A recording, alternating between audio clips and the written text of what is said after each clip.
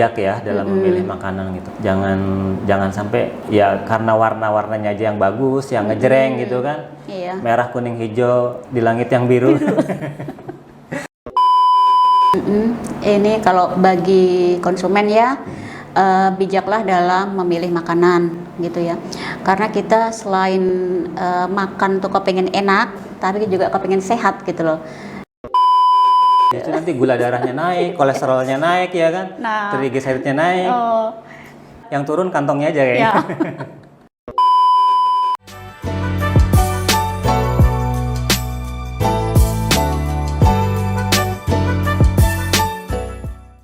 Teman-teman, tamu kita kali ini spesial dan sudah hadir di tengah-tengah kita. Kita akan ngebahas karena pada saat ini hari puasa ke-21.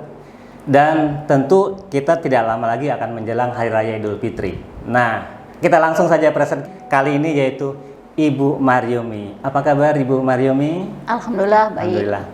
Bu Mariomi, saya beberapa hari yang lalu melihat di postingan media sosial itu dari Dinas Kesehatan dan salah satunya adalah Ibu Mariomi itu ada keliling-keliling ke pasar ya, ke toko-toko. Iya, betul. Boleh tahu dalam rangka apa itu? Kemarin kita monitoring bahan pangan ya, karena ini kan menjelang Idul Fitri. Ya tentunya kan banyak nih ibu-ibu yang membutuhkan bahan pangan gitu. Karena kan namanya juga Lebaran ya, pengennya yang spesial, ingin menghidangkan sesuatu yang spesial juga gitu ya. Menjelang Idul Fitri ini pasti kebutuhan pangan itu meningkat sehingga kita harus monitoring ke toko-toko besar seperti itu untuk melihat apakah ada bahan pangan yang berbahaya di situ atau tidak gitu. Ini pas ya ada makanan di sini. Iya.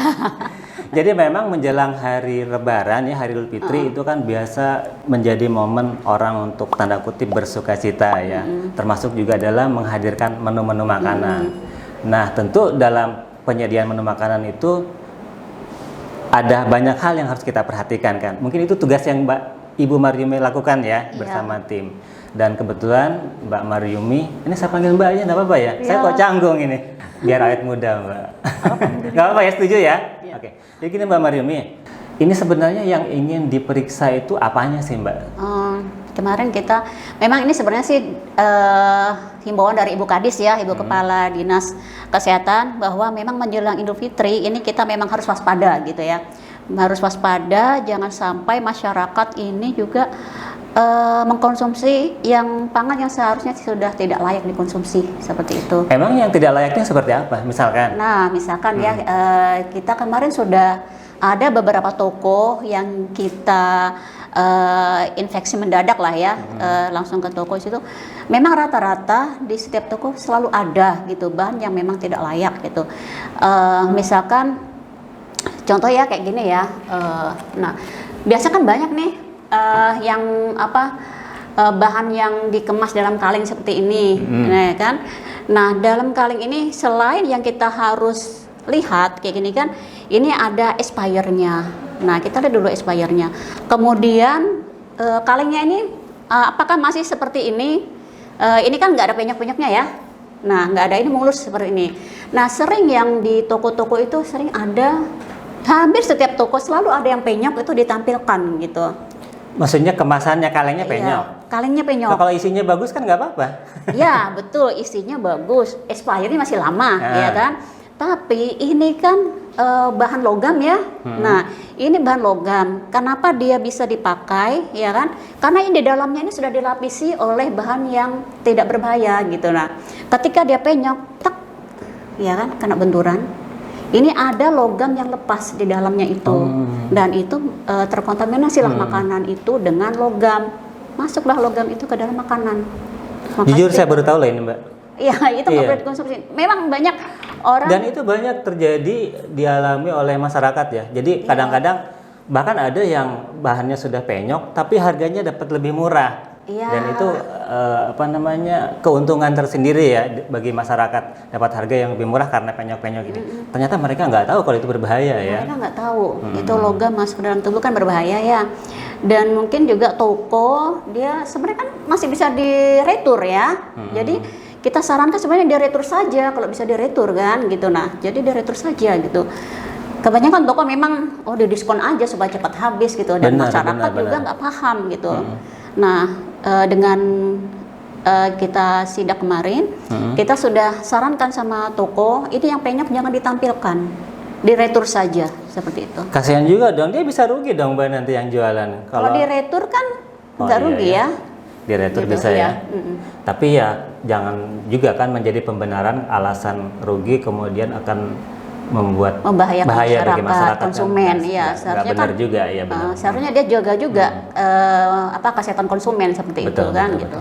Dan disitulah kita hadir ya Mbak Maryani pasti dengan tim kan itu Mbak ya? Iya, dengan tim, dengan siapa Ibu aja Kepala Dinas, kemudian dari tim promosi kesehatan seperti itu, kemudian farmasi.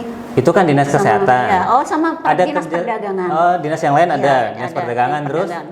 Ya, kayaknya sama dinas perdagangan saja sebenarnya.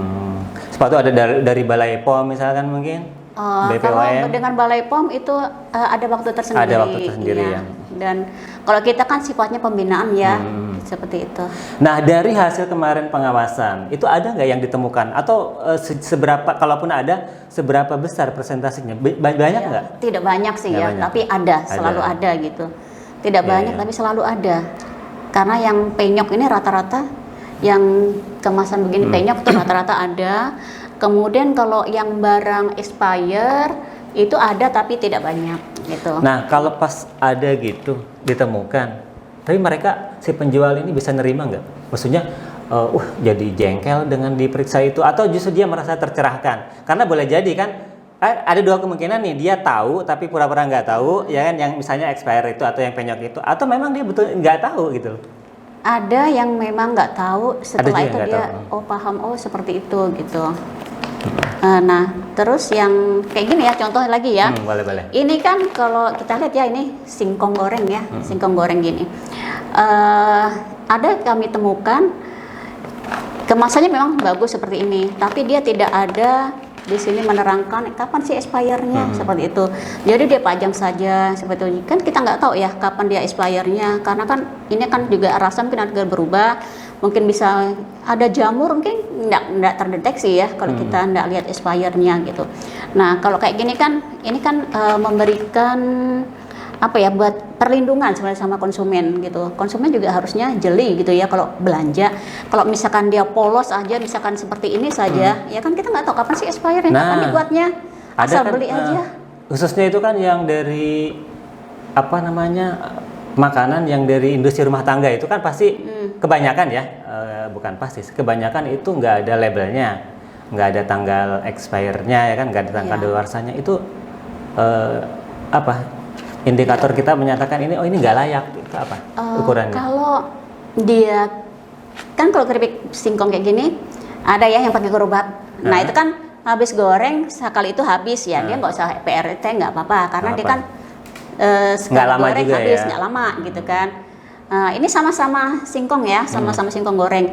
Yang di gerobak itu dia olah hari itu juga, dia jual hari itu juga, ya kan. Kalau besok dia sudah nggak bisa jual kan, sudah melempem ya. Jadi dia pasti nggak jual. Nah kalau kayak dikemas begini, ini kan lebih dari 7 hari dia dia tahan kan. Kalau lebih dari 7 hari ya dia harus PIRT gitu. PIRT itu sebenarnya skala terkecil untuk apa? PIRT apa tadi kepanjangannya? Pangan industri rumah tangga. Pangan industri rumah tangga. Iya. Itu biasanya ada izin-izinnya nggak? Tetap ada? Ada izinnya. Ya PIRT itu ya sebenarnya tidak terlalu sulit ya. Memang ada. Dan kalau ada izinnya harusnya dipasang di situ ya? Dipasang gitu. Sebenarnya dia hanya mendapat penyuluhan sebenarnya dari dinas kesehatan. Jadi dia akan diberikan penyuluhan bagaimana penyajian makanan, bagaimana pemilihan bahan makanan seperti itu. Kemudian apa saja makanan yang aman untuk diolah. Kemudian ada makanan-makanan yang menimbulkan kontaminasi yang berbahaya seperti itu. Nah, kalau ini ya keripik aja, ini memang bagus, dia ada PIRT-nya. Kemudian di sini ada komposisinya. Padahal kita sudah tahu ini keripik singkong, ya kan? Dia lebih ada komposisinya. Ada komposisinya di sini. Singkong, gula, garam, cabai, rempah, kemudian yang kena mati.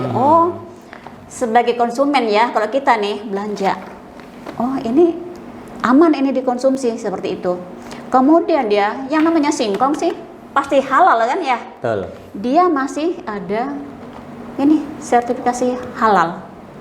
Ini saya sangat salut ya sama pengusaha keripik ini. Ini pada kategori PIRT nih ya? Iya, PIRT. Ini Sertifikat halal. alangkah baiknya dia ada sertifikat halalnya gitu. Padahal kita tahu nih, masa sih dapat haram dari mana? Kan kita nggak tahu ya. Iya. Kadang ada cemaran yang menimbulkan apa? Entah kontaminasi apa yang menimbulkan dia jadi haram kayak gitu kan. Tapi ini dia ada. Iya. Karena ini kan momennya Idul Fitri ya, ya otomatis ya segmen kita kan mayoritas Muslim, maka Muslim. kehalalan itu menjadi Itu, penting. ya, kan, gitu. betul. Kemudian ada juga kemarin ya ditemukan. Apa itu? Saya juga tidak tahu itu apa gitu kan. Dia dikemasnya bukan di kaleng gini, tapi di semacam seperti ini, bening seperti ini ya, lebih kecil lagi. Dia diletakkan di jajaran selai gitu ya, selai gitu. Jadi saya berasumsi mungkin ini selai seperti itu. Dia polos, tidak ada apa-apanya, tidak ada keterangannya ini namanya apa, apalagi expire-nya seperti itu. Jadi kita tanya sama penjualnya, Mas ini apa? Dia juga nggak tahu, dia karena dia cuma jaga yang apa mungkin angkat-angkat penjaganya barang, aja gitu ya. yang pengangkat-angkat. Mas ini apa? Dia juga nggak tahu gitu. Nah, dia yang kerja di situ tidak tahu, apalagi orang lain gitu. Terus expirednya. Nah, jadi kita kemarin sepakat ini jangan dijual karena ini nggak ada expirednya. Nah, rupanya itu selai yang dia beli dalam kemasan besar, lalu yang tuh share in jar, ya kan, yang ya, apa namanya share in jar, yang pokoknya kemasan besar lah ya, ditaruh di terus dia urai lagi kecil, dia gitu. paham. Nah, yang begitu dia share in jar. Jadi itu kita kemarin sama Ibu Kadis juga ini jangan dijual. Iya. Tapi Mbak, pengawasan kita termasuk juga kan itu edukasi ya. Itu basis kita itu kan bukan karena kemarahan, bukan ya? Bukan karena misalkan justru ingin mematikan mereka, enggak ya tujuannya. Bukan. Justru dengan berarti penyampaiannya mungkin penuh dengan cinta ya. Dengan cinta. Ya. Jelas lah. Ya pastilah ya itu ya. Iya. Nah, karena kan kita mau melindungi konsumen gitu. Kita ingin melindungi konsumen, tapi pada saat yang sama si penjual juga tetap tidak kehilangan mata pencahariannya. Iya. Oke. Nah, kebetulan apa? Kemudian Mbak, kalau misalkan sudah terdetek nih ada, itu nggak sampai kan sampai sanksi hukum gitu, nggak ada? Nggak, kita kan pembinaan. Jadi setiap kita temukan pangan ini yang tidak layak edar ya, ya kita kasih pengertian sama pemilik toko bahwa ini sebaiknya tidak dijual seperti itu. Iya. Jadi motif kita tuh kembali lagi-lagi bukan karena bukan karena kebencian lah intinya ya, bukan. Nah, kalau misalkan ya selain dari expire date-nya, kemudian kemasan yang rusak, ada nggak tanda-tanda yang lain yang membuat ini emang nggak layak gitu? Selain itu ada nggak? Ya mungkin ya itu tadi ya. Karena kan pasti pada saat pemeriksaan itu belum nyampe atau belum menyentuh kepada pemeriksaan yang intens, laboratorium segala kan belum nggak nyampe kan gitu ya. Baru yang bersifat fisik aja berarti ya. Mungkin kita lihat dari warnanya mungkin ya. Tapi yang penting yang pasti bukan rasanya kan. Masih puasa soalnya. Oke. Kadang gini ya, kayak makanan begini kadang ditaruhnya ya, meletakkannya di yang rak paling bawah gitu sehingga debuan seperti itu kan. Nah, itu kan juga nggak layak juga kan. Iya sih, kadang penjual gitu tuh ya agak kurang memperhatikan kebersihan juga sih. Ya, itu. Saya pernah beli makanan gitu kan, nyari-nyari gitu, pas saya pegang gini, debunya bisa nanam jagung lah pokoknya. Nah, kayak gini juga ya. Jagung mikro maksudnya. Gini juga kan, nah mungkin kalau gini kita nggak ada expirednya, kita kan nggak kenal nih siapa yang jual ya, tiba-tiba ditaruh aja, kita nggak tahu ini kapan expirednya. Terus di sini juga nggak ada komposisinya gitu kan. Kalau saya sih ya konsumen ya, saya pasti lihat ini expirednya kapan, konsumsinya komposisinya apa gitu ya. Kalau saya pribadi sih ya, mungkin banyak juga konsumen yang seperti itu. Memang komposisi itu penting supaya kita tahu kandungan gizinya apa sih gitu. Jangan sampai karbohidrat semua, Ya. Betul. Ya kan, jadi proteinnya seberapa sih gitu kan. Jadi kalau ada konsumsinya, komposisinya misalnya ada telur, ada apa seperti itu kan. Jadi penting kita, juga ya, selain yang tadi kita sebutkan ya, dari expired dan lain-lainnya, juga komposisi. Komposisi. Gitu. Jadi lebaran itu ya biar kita tetap sehat. Tetap ya, sehat kan? Jangan gitu cuma ya. asal banyak gitu kan. Iya, ya kan harus menu seimbang juga Betul, kan. betul. Teman-teman, ada yang ditanyakan gak nih? Mas Rahman? Oh ya. Nah, kalau saya sering ya, dan pernah sih terjadi, dapat parcel ini, dikirim orang. Ya namanya dikirim kan, senang sih. Tapi begitu dibuka juga ada yang kadaluarsa gitu. Nah, itu. Ya walaupun sih kita menghargai tetap yang ngasih ya, tapi itu kan sebuah potret bahwa hal yang sama juga banyak terjadi di luar sana kan. Orang ngirim-ngirim parcel. Ya saya nggak tahu sih bagaimana prosesnya kok bisa sampai seperti itu juga dalam rangka itu juga ya kita ngawasin yang kayak gitu kan nggak ketahuan gitu. Kita ini sidak ke toko-toko besar kan toko-toko besar ini yang kemungkinan dapat orderan parcel. Kalau toko-toko kecil kan jarang ya ada pesan parcel di situ. Nah seperti itu. Nah bisa jadi kalau misalkan saya mau ngasih parcel gitu kan, berapa paket gitu ya, mungkin kita masih selektif lah ya, milih-milih barang itu masih selektif, liatin kadaluarsanya kapan, seperti itu ya. Nah kadang kan kita mempercayakan sama toko, minta buatkan parcel isinya ini. Tanpa kita awasi itu ya. Nah terkadang kan dia tidak selektif juga gitu loh, asal masuk aja. Nah itu jadi dapat yang kayak Mas Buran tadi, sekalinya ternyata ada yang expire gitu kan. Padahal yang masih parcel kan pengennya nggak gitu. Iya. Jadi perlu juga ya pengertian kepada masyarakat bahwa hati-hati juga kalau misal kita ingin pesan parcel yang dikemas gitu kan, tanpa kita mengecek dulu. Iya. Sama ini juga kadang di toko ya yang makanan, terutama untuk menarik minat masyarakat tuh, mungkin anak-anak sasarannya ya. Jadi warnanya itu udah ngejreng begitu, warna merah hijau yang ngejreng banget gitu ya. Nah di situ kalau dia misalkan dia komposisinya sini memakai pewarna apa seperti itu kan, kita masih ini pewarnanya terdaftar nih gitu kan. Kan pewarna juga terdaftar toh. Ada yang MD berapa itu ya, makanan dalam negeri seperti itu kan, BPOM mungkin ya. Kalau pewarna makanan apalah pasti ada terdaftarnya di situ. Terkadang ada pewarna kan yang kita nggak tahu itu pewarna apa. Nah gimana kalau gitu Mbak, misalnya masyarakat nih pengen mengetahui pewarna dari makanan ini yang berasal dari yang bagus, yang benar sama yang salah, bisa nggak kita mengetahuinya? Iya kita cari aja ya kalau kita mau konsumsi. Ya lihat aja pewarnanya, menggunakan pewarna kadang ada di situ kodenya. Ada dikasih ya. Terkadang ada. Kalau memang tidak dia cantumkan, ya sebaiknya tidak usah dibeli saja kayak gitu. Jadi masyarakat juga mesti bijak ya dalam memilih makanan gitu. Jangan sampai ya karena warna-warnanya aja yang bagus, yang ngejreng gitu kan. Iya. Merah, kuning, hijau di langit yang biru. lalu itu yang diambil ya, ternyata perlu juga kita tahu. Minimal gini lah, kalau memang kita ragu-ragu lebih baik tinggalkan. Iya, begitu. Kan gitu ya? Iya, Kaidahnya pulang kan? saja gitu kan.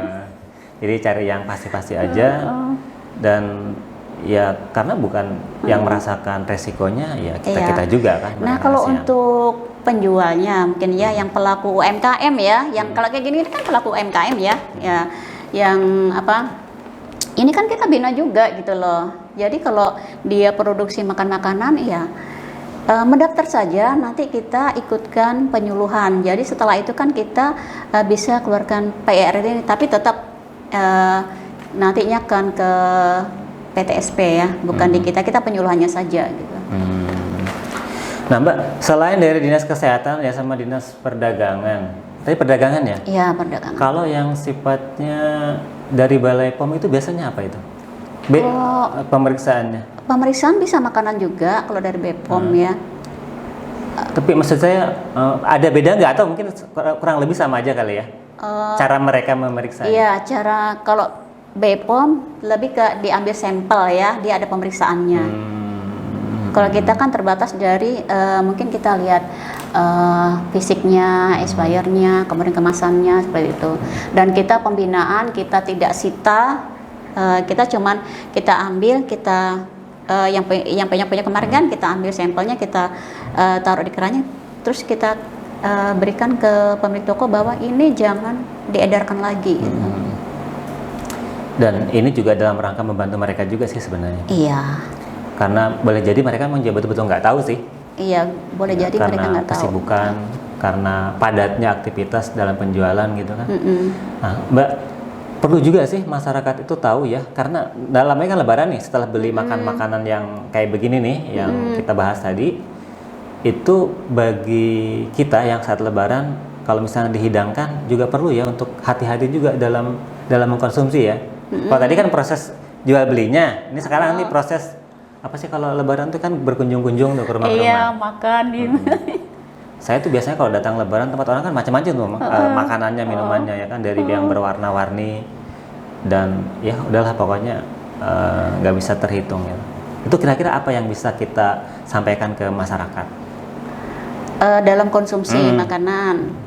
Ya. Kan dia sudah nggak lihat lagi tuh, kan biasanya udah dipecah nih, udah dibuka, nggak lihat lagi kemasannya ini expirednya kapan kan nggak tahu. Ya mungkin kalau lihat dulu apa yang mau dia makan gitu ya. Kalau misalkan kayak kerupuk ini kan mungkin dia bisa tes dia masih kerenyes apa tidak gitu kan. Kalau sudah nggak kerenyes ya berarti mungkin gitu. Ya. Sebenarnya alami sih. Kita tuh punya apa ya? Punya feel biasanya. Makanan ini begitu. Kalau memang yang terlihat nggak bisa, begitu dirasakan tuh biasanya tahu ya. Ini kayaknya udah lembek nih gitu kan. Ini udah ada jamurnya, ya udah nggak usah dimakan ya kan. Dikantongin ya. Yang penting bahasanya baik ya. Nanti jangan sampai tuan rumahnya tersinggung iya, mau kan, makan. Serba nggak enak ya. Mau dibuang kan nggak enak ya. Nah, Mbak Maryumi, kira-kira apa lagi yang bisa disampaikan ya, atau dari dari perbincangan ini yang mungkin bisa juga sebagai penutup kita di Bisik Taka hari ini? Ini kalau bagi konsumen ya. Bijaklah dalam memilih makanan gitu ya, karena kita selain makan tuh kepengen enak tapi juga kepengen sehat gitu loh.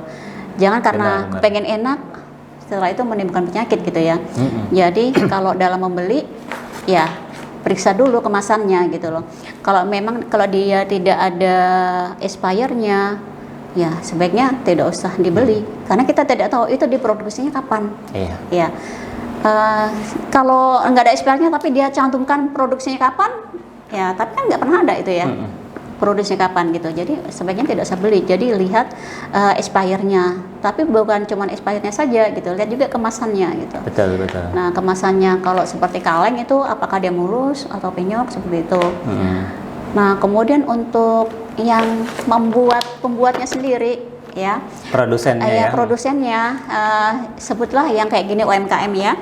Kalau memang serius ingin berjualan seperti itu dan ingin maju, ya uruslah PIRT gitu loh. Karena ini sebagai jaminan juga bagi konsumen gitu loh. Ngurusnya kemana Mbak? Mungkin perlu tahu juga itu masyarakat. Ke Dinas Kesehatan saja, daftar saja ke Dinas Kesehatan. Syaratnya dibawa? Ya, syaratnya dibawa nanti diberitahukan ya apa saja. Kemudian saya kurang hafal ya syaratnya. Ya pokoknya nanti intinya bisa ditanyakan dulu lah ya. Bisa ditanyakan ya. Pokoknya datang aja dulu. Nanti kan yang jelas dia punya usaha kan. Pasti punya usaha dulu. Kemudian datang ke Dinas Kesehatan nanti syaratnya akan diberitahukan. Nanti dia ikut penyuluhan. Setelah itu baru dia bisa mengurus PIRT-nya gitu. Oke. Jadi dia nanti juga ya jualannya juga lebih tenang kan, legal ya kan. Dan memberikan rasa nyaman juga buat konsumen ya kan, bagi yang pembelinya. Syukur-syukur setelah itu dia bikin sertifikat halal seperti itu.